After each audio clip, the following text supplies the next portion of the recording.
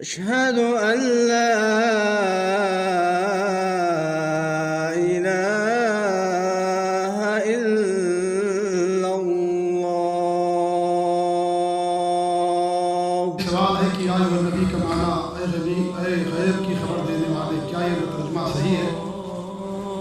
یہ ترجمہ ہمارے پاک و ہند کے ایک بہت بڑے عالم نے کیا ہے۔ عالم بہت بڑے ہیں، بڑے اعلیٰ قسم کے عالم ہیں، بلکہ حضرت اعلیٰ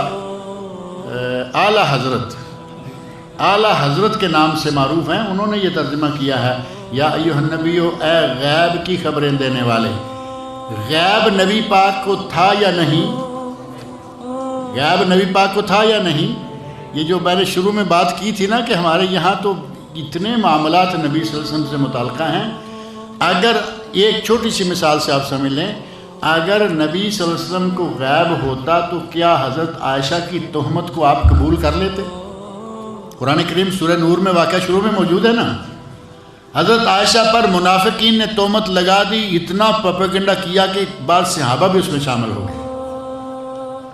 اگر آپ عالم غیب تھے تو تہمت کی نوبت ہی نہ آتی۔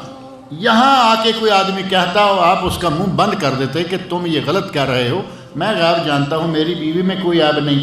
1 مہینہ سے زیادہ عرصہ مسلسل ابو بکر صدیق کا پورا گھرانہ، نبی صلی اللہ علیہ وسلم کا پورا گھرانہ، بلکہ پورے مسلمان پریشان رہے، اور عالم الغیب نے یہ نہ بتایا کہ میری بیوی جو ہے وہ بری ہے، جب تک عالم الغیب نے نہیں بتایا۔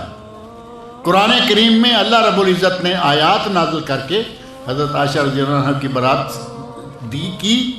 جب اللہ نے برات کی تو رسول اللہ نے برات مانی۔ یہ کہاں کا علم غیب؟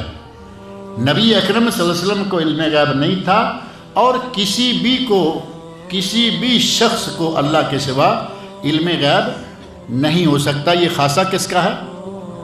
صرف اللہ تعالیٰ کا۔